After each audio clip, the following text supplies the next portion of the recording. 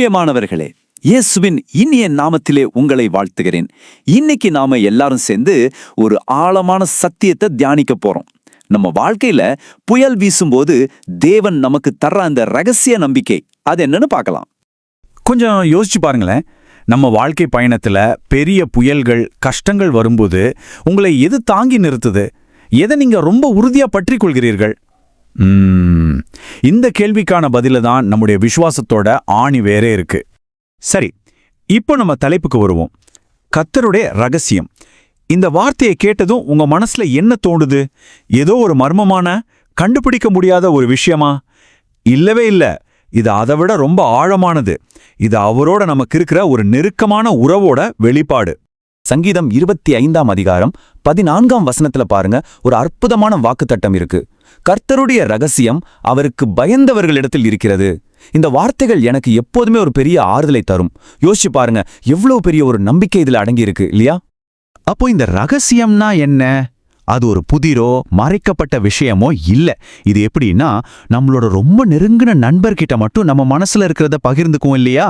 அது மாதிரி தேவன் அவரோட உள்ளத்தின் எண்ணங்களை நம்ம மேல இருக்கிற நம்பிக்கையில நம்ம கிட்ட பகிர்ந்துக்கிற ஒரு ஆழமான ஆலோசனை. அப்ப பாருங்க, தேவனோட இதயத்தை தெரிஞ்சுக்கிறதுங்கிறது அவரை பத்தி நிறைய புத்தகங்கள் படிக்கிறதோ நிறைய தெரிஞ்சுக்கிறதோ மட்டும் இல்ல. அதெல்லாம் தாண்டி ஒவ்வொரு நாளும் அவரோட கைகோத்து நடக்கிற ஒரு பயணம் மாதிரி. நம்ம அறிவுக்கு எட்டாத நம்ம வாழ்க்கைய பத்தின அவரோட திட்டங்களை அவரே நமக்கு மெதுவா பக்குவமா வெளிப்படுத்துவார். சரி, ரொம்ப நல்லா இருக்கு. ஆனா இந்த ஆழமான ரகசியத்தை நம்ம எப்படி தெரிஞ்சுக்கிறது? இதுக்கான சாவி என்ன? அந்த வசனம் சொல்லுது இல்லையா, கர்த்தருக்கு பயந்தவர்களிடத்துல அந்த ரகசியம் இருக்கும்னு. இந்த பயம்ங்கிற வார்த்தையை கேட்டதும் நமக்கு உடனே தண்டனை, நடுக்கம் இதெல்லாம் தான் ஞாபகத்துக்கு வரும். ஆனா இங்க சொல்லப்படுற பயம் அது இல்ல. இது ஒரு ஆழமான மரியாதை, அன்பு, நம்பிக்கை இதெல்லாத்தையும் அடிப்படையா வச்சு வர்ற ஒரு பயபக்தி, ஒரு உண்மையான நட்பு. வேதத்துல இந்த மாதிரி ஒரு ஆழமான உறவை தேவனோட வச்சிருந்த சில மனிதர்களை பத்தி பார்க்கலாமா?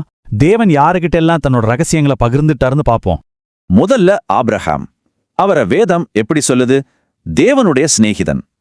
யோசிச்சு பாருங்க, தேவனே அவரை நண்பன்னு சொல்றாரு. அதனாலதான் சோதோம் பட்டணத்தை அழிக்க போற விஷயத்த தேவன் என்ன சொல்றாரு? நான் செய்ய போறத என் நண்பனான ஆபிரகாமுக்கு மறைப்பேனோன்னு தேக்கிறார். சோதோம் பட்டணத்துக்கு அது ஒரு பயங்கரமான நியாய தீர்ப்பு. ஆனா ஆபிரகாமுக்கு அது தேவன் வெளிப்படுத்தின ஒரு ரகசியம். அந்த ரகசியம் தெரிஞ்சதாலதான் ஆபிரகாமால லோத்துக்காக மன்றாட முடிஞ்சது. ஆபிரகாம் மாதிரியே தான் மோசேவும். இஸ்ரவேல் மக்களை எப்படி விடுவிக்கணுங்கிற அவரோட பெரிய திட்டத்தை, அந்த ரகசியத்தை தேவன் மோசேக்கு வெளிப்படுத்தினாரு. அந்த நெருக்கமான உறவு இல்லைன்னா அவ்வளோ பெரிய பொறுப்பை மோசையால சுமந்திருக்கவே முடியாது. இன்னொருத்தர் தானியேல். பாபிலோன் ராஜாவோட கனவையும் அதோட அர்த்தத்தையும் தேவன் அவருக்கு வெளிப்படுத்தினாரு. இப்ப பாருங்க, ஆபிரகாம், மோசே, தானியேல் இவங்க எல்லார்கிட்டையும் பொதுவா என்ன இருந்துச்சு? அவங்க கர்த்தருக்கு பயந்து அவரோட ரொம்ப நெருக்கமா நடந்தாங்க. அதனாலதான் தேவன் தன்னோட ஆலோசனைகளை, தன்னோட ரகசியங்களை அவங்க கிட்ட பகிர்ந்துகிட்டார். சரி, இப்போ அந்த சங்கீதம் 25:14 வசனத்தோட அடுத்த பகுதிக்கு வருவோம். கர்த்தருடைய ரகசியம் அவருக்கு பயந்தவர்களிடத்தில் இருக்கிறதுன்னு பார்த்தோம். அதோட முடியல, அவர்களுக்கு தமது உடன்படிக்கையை தெரியப்படுத்துவார்னு இருக்கு. அப்படின்னா என்ன? அந்த உடன்படிக்கைனா என்ன? இந்த உடன்படிக்கைங்கிறது வெறும் சட்டங்களோ கட்டளைகளோ கிடையாது. நியாயப்பிரமாணம் அது நம்ம தெரிஞ்சிக்க வேண்டிய விஷயம். ஆனா உடன்படிக்கை அப்படி இல்ல, அது நாம அனுபவிக்க வேண்டிய ஒரு விஷயம். இன்னும் சொல்லப்போனா, தேவன் கொடுத்த வாக்குத்தத்தங்கள் எல்லாம் வெறும் வார்த்தைகளா இல்லாம நம்ம வாழ்க்கையில நிஜமான உயிருள்ள அனுபவமா மாறுறதுதான் உடன்படிக்கை. இது நம்ம வாழ்க்கையில எப்படி வேலை செய்யுதுன்னு கேக்குறீங்களா? யோசிச்சு பாருங்க, ரொம்ப கஷ்டமான நேரத்துல எல்லா பக்கமும் பிரச்சனைகள் சூழ்ந்திருக்கும் போது உங்க உள்ளுக்குள்ள ஒரு அசைக்க முடியாத நம்பிக்கை வரும். தேவன் என் கூட இருக்கிறாரு, அவர் வாக்கு கொடுத்திருக்காரு, அவர் ஒருபோதும் கைவிட மாட்டார், இந்த சூழ்நிலை என்ன ஒன்னும் பண்ண முடியாதுன்னு ஒரு ஆழமான தைரியம் வரும் பாருங்க. அதுதான் தேவனுடைய உடன்படிக்கையை அனுபவிக்கிறது. கடைசியா இந்த உண்மையானது நம்ம வாழ்க்கையில வர்ற புயல்கள்ல எப்படி ஒரு நம்பிக்கையா இருக்குன்னு பார்க்கலாம். ஒரு நெருக்கடி வரும்போது நாம் எப்படி நடந்துக்கிறோம்? 2 விதமான பதில்கள் இருக்கு. ஒன்னு, தேவனை சரியா அறியாதவங்க அவங்க பயத்தோட அந்த சூழ்நிலைய பாப்பாங்க. பிரச்சனை ரொம்ப பெருசா தெரியறதால அதுல மூழ்கிடுவோமோன்னு பயப்படுவாங்க. ஆனா கர்த்தருக்கு பயந்து அவரோட உடன்படிக்கைய அனுபவிக்கிறவங்க அவங்க விசுவாசத்தோட நிப்பாங்க. எனக்கும் என் தேவனுக்கும் நடுவ ஒரு உடன்படிக்கை இருக்கு, இந்த புயல் என்ன ஒண்ணு செய்யாதுன்னு ஒரு தைரியத்தோட நிப்பாங்க. இப்போ நீங்களே உங்களை ஒரு நிமிஷம் கேட்டு பாருங்களேன். உங்க வாழ்க்கையில ஒரு கஷ்டம் வரும்போது எண்ணமா உங்க மனசுல வர்றது தேவனோட வார்த்தையா இல்ல பயமா?